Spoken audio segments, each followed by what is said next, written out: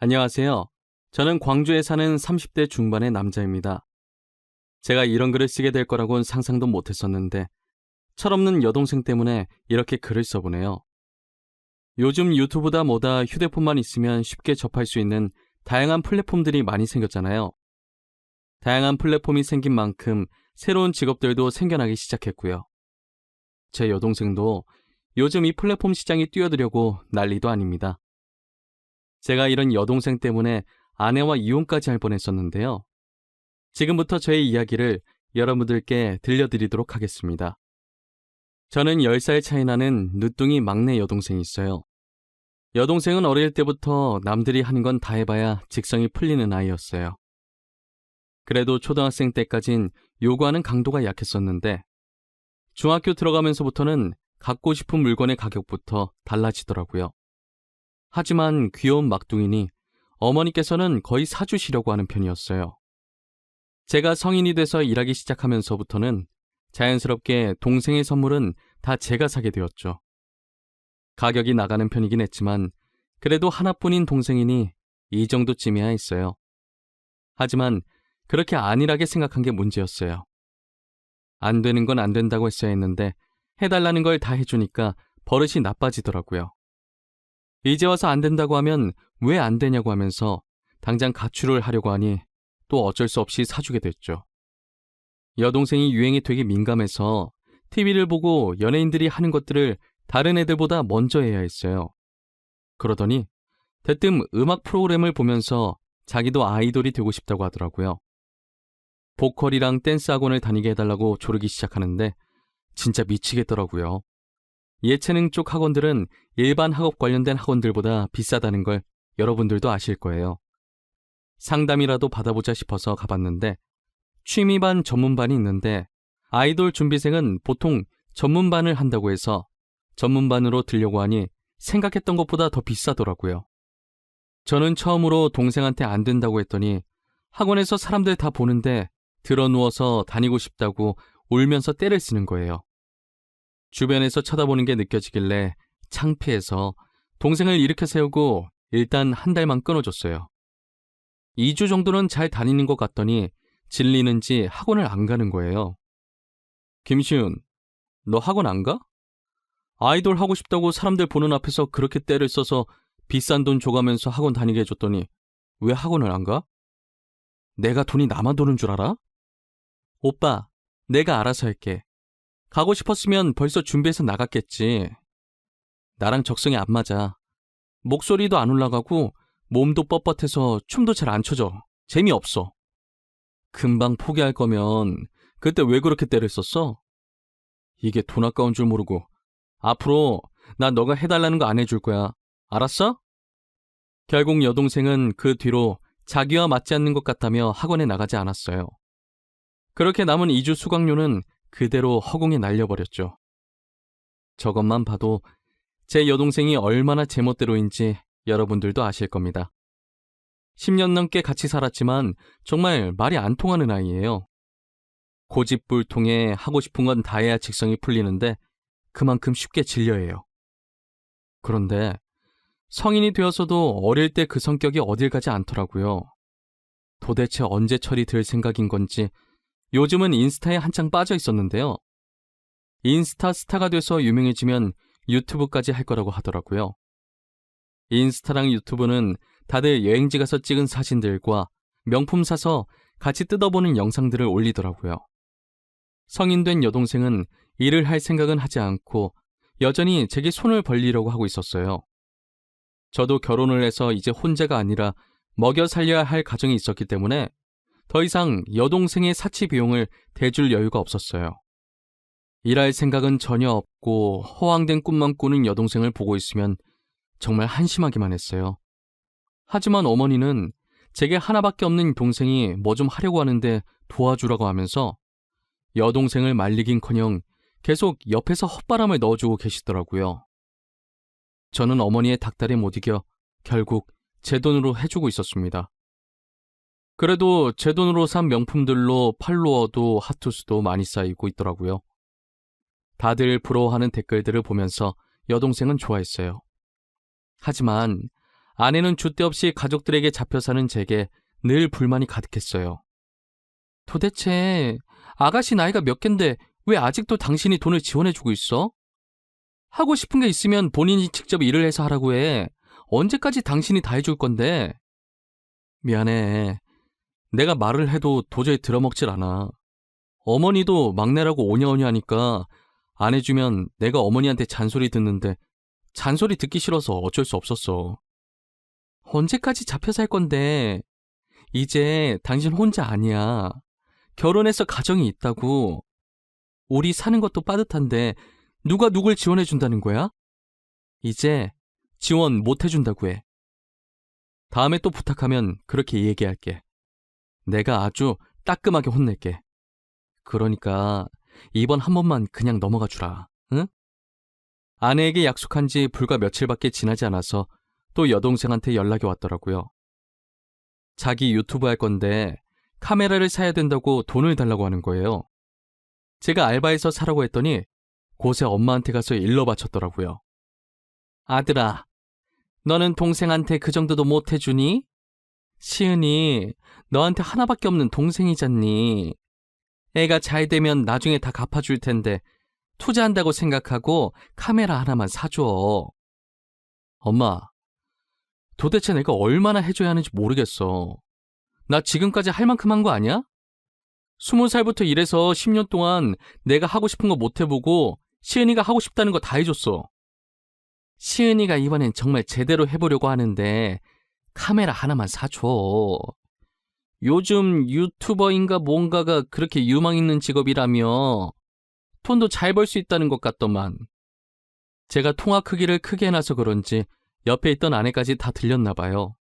아내가 통화 내용을 듣고는 제 전화를 뺏어가더니 어머니랑 싸우기 시작했어요. 어머님, 해도 너무 하시는 거 아니에요? 신랑 이제 혼자 아니에요.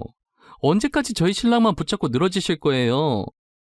아가씨도 이제 성인인데 일하셔도 되잖아요. 예, 성인이긴 해도 이 나이면 대학교 다닐 나이야. 아직 학생인 나이라고. 오빠가 동생을 위해 사줄 수도 있는 거 아니니? 누가 너한테 사달라고 했니?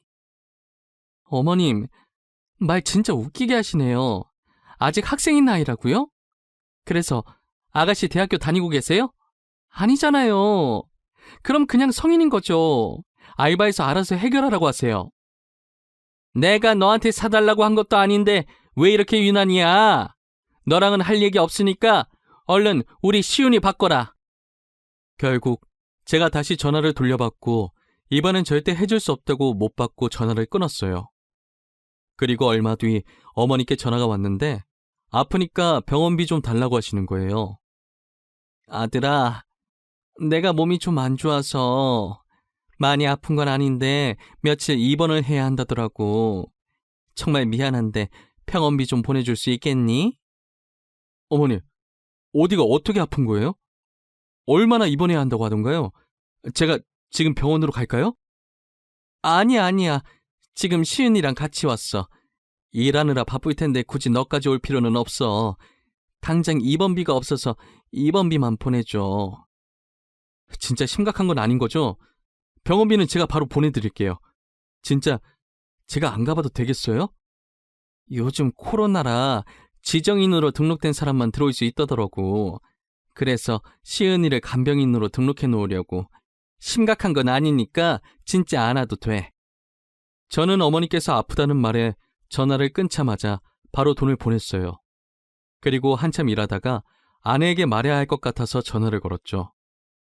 여보, 어머니가 병원에 입원까지 해야 할 정도로 많이 아프신가 봐. 말로는 괜찮다고 하는데 어디가 많이 안 좋은 게 아닌지 걱정이네. 그래? 그래서 어머니 지금 병원이시래? 아가씨랑 같이 가신 건가? 요즘 병원 지정인 한 명밖에 못 간다고 하던데. 지금 병원이신데 결제해야 한다고 병원비를 좀 달라고 하시더라고. 그래서 내가 바로 보내드렸어. 이제 나이도 있으셔서 큰일은 아니어야 할 텐데. 그런데 여보, 어머님이 병원이시면 지금 내 눈앞에 있는 저 사람은 누굴까? 어머님 닮은 사람이랑 아가씨 닮은 사람이 나란히 팔짱 끼고 다니는데? 뭐? 당신 거기 어디야? 어머니가 분명 지금 병원이라고 했어. 당신이 잘못 본 거 아니야? 나 지금 폴라로이드 사서 카메라 매장에 왔는데 말이야. 나 사람 되게 잘 기억하잖아. 분명 맞는데? 어머님! 아가씨! 아내가 요즘 옛날 감성에 빠져서 폴라로이드에 관심을 가지더라고요. 그래서 폴라로이드 사러 매장에 갔는데 하필 같은 매장에 어머니랑 여동생이 카메라를 사러 왔더라고요. 아내는 매장에서 큰 소리 내기 싫어서 일단 그냥 집에 왔다고 하더라고요. 그리고 집에 와서 어머니랑 또 싸웠다고 하더라고요. 병원에 계실 두 분이 어떻게 카메라 매장에 계셨어요? 어머님 아프시다면서요. 설마 아프다고 거짓말하고 그이한테 돈 받아가셨어요? 어머, 그게 무슨 소리니? 나 정말 아파서 병원 갔다가 지금 빈 병실이 없다고 하길래 내일부터 입원하려고 결제까지 해놓고 잠시 카메라 구경하러 매장에 갔던 거야. 그럼 결제한 영수증 좀 줘보시겠어요? 진짜 결제를 했는지 안 했는지 봐야겠으니까요. 결제한 지 하루도 안 됐는데 벌써 잃어버리신 건 아니죠? 얘 진짜 보자 하니까 내가 너한테 영수증을 왜 보여줘야 하는데? 네 돈이야? 아니잖아. 우리 아들 돈인데 네가 뭔데 계속 난리야? 어머님께서 의심스러운 행동을 하시니까 제가 이러는 거죠. 아들한테 아프다고 거짓말까지 치면서 딸한테 카메라를 사주고 싶으세요? 걱정하는 아들 안 불쌍하세요? 아내는 어머니랑 말이 하나도 안 통해서 벽에 대고 말하는 기분이었다고 하더라고요. 그러고선 도저히 이런 식으로 못 살겠으니까 자기랑 이혼을 하던가 시댁이랑 연을 끊던가 둘 중 하나만 선택하라고 하더라고요. 저는 정말 몰랐다고 알았으면 안 줬을 거라고 이번 한 번만 눈 감아달라고 빌었어요. 그러더니 갑자기 정말 뜬금없이 여동생은 결혼을 할 거라고 하는 거예요. 본인과 똑같은 인스타 스타라면서 돈 많은 남자라고 엄청 좋아하더라고요. 저는 돈 많은 것만 보고 결혼하는 게 아닌가 걱정도 되고 한편으로는 결혼을 한다니 이제 철도 들고 정신을 차리나 했어요. 그런데 사람은 끼리끼리 만난다는 말이 딱 맞았어요. 매제는 제 여동생 못지않게 허영심만 가득 찬 사람이었더라고요. 제 돈으로 산 명품 제품들을 올리는 여동생을 보고 돈이 많은 여자인 줄 알고 결혼을 했던 것이었어요. 매제는 하루 벌어 하루 살았던 사람이라 돈이 들어오면 명품을 사기 바빴고요. 그래서 모아둔 돈이 없었고 결론은 둘 다 쥐뿔도 가진 게 없었다는 거죠. 결국 결혼한 지 불과 몇 주 만에 둘은 이혼하게 됐고 짧은 기간 동안 여동생은 남편만 믿고 카드를 마음껏 긁어서 카드값이 상당한 거예요. 그렇게 카드값은 그대로 여동생이 빚이 되었습니다. 도대체 뭘 산 건지 여동생이 갚아야 할 카드값이 1,000단이었어요. 갚을 방법이 없으니 다시 저한테 연락을 하더라고요. 오빠, 나 한 번만 도와주면 안 돼? 다음부터 도와달라고 안 할게. 제발. 나 카드값 좀 내게 돈 좀 보내줘. 엄마도 돈이 없대. 넌 무슨 생각으로 카드를 그렇게 긁은 거야?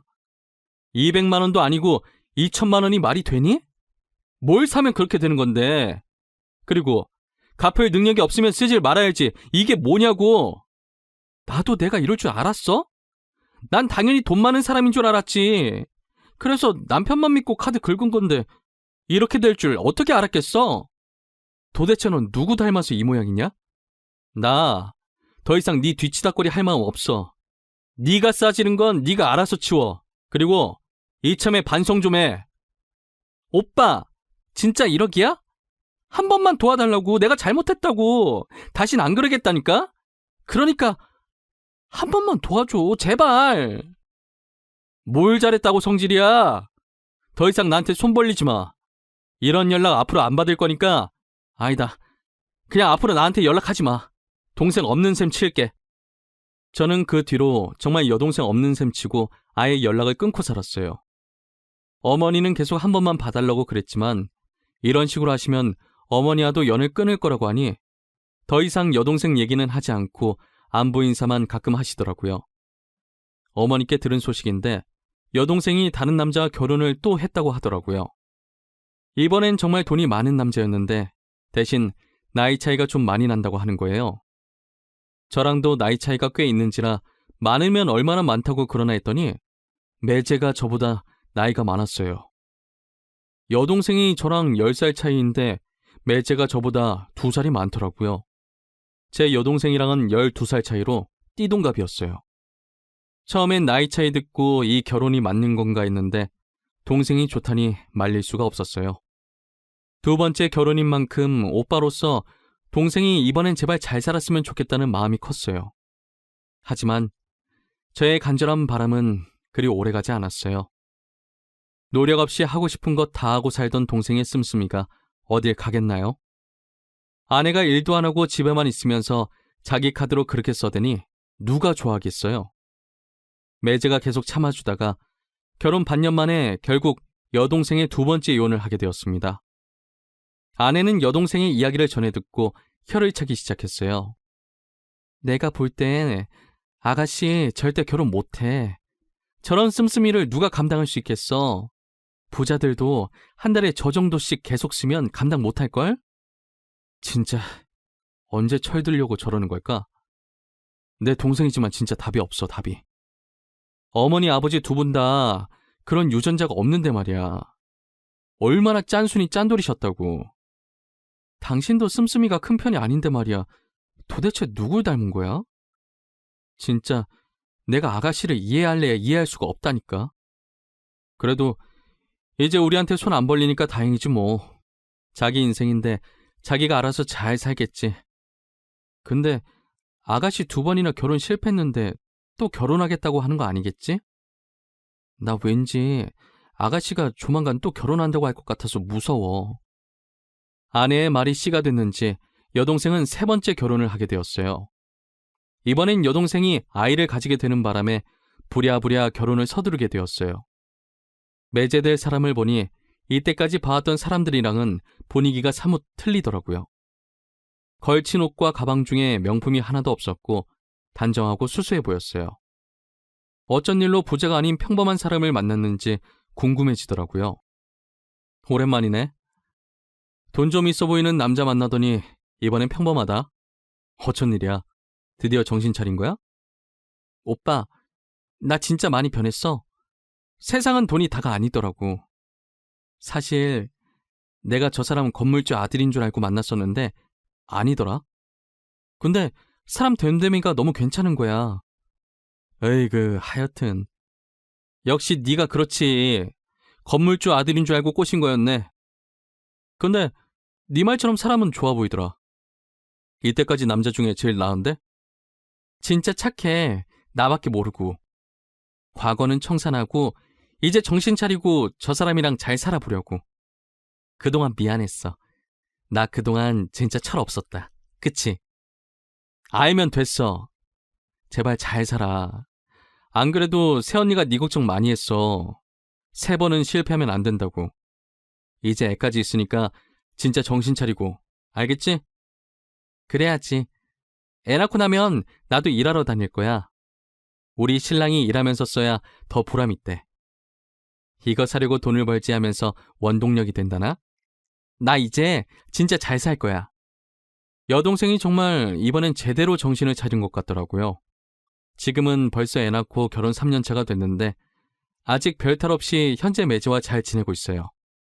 소비 습관도 예전과 비교하면 되게 많이 바뀌었더라고요. 최근에 애기옷 선물로 사주면서 여동생 선물도 사려고 하니까 예전엔 마냥 받기만 했던 애가 하나 집어서 3번 정도 고민하더니 필요 없다고 다시 내려놓더라고요. 그렇게 반복하다가 결국은 애기옷을 하나 더 사는 게 아니겠어요? 애기 금방 크니까 조금 큰 사이즈로 사달라면서요. 그리고 저희 동생이 조카 어린이집 보내놓고 낮에 잠깐 할 수 있는 일을 시작했어요. 얼마 안 되는 월급인데 이제껏 저한테 빚진 걸 갚아나가려고 하더라고요. 일하랴 육아하랴 고생하는 동생을 위해 몰래 마사지기를 주문해놨습니다. 늦게나마 정신 차리고 가정에 집중하는 모습이 너무 기특했거든요. 저는 여동생을 바뀌게 만들어준 매제한테 너무 고마웠어요. 진짜 제가 죽는 날까지 매제한테 고마워하면서 살 예정이에요. 앞으로 여동생과 매제의 앞날을 응원해 주려고 합니다. 지금처럼 깨 볶으면서 아무 탈 없이 살아갔으면 좋겠어요. 지금까지 제 사연 들어주셔서 감사합니다. 여러분들도 늘 건강하시고 행복하세요.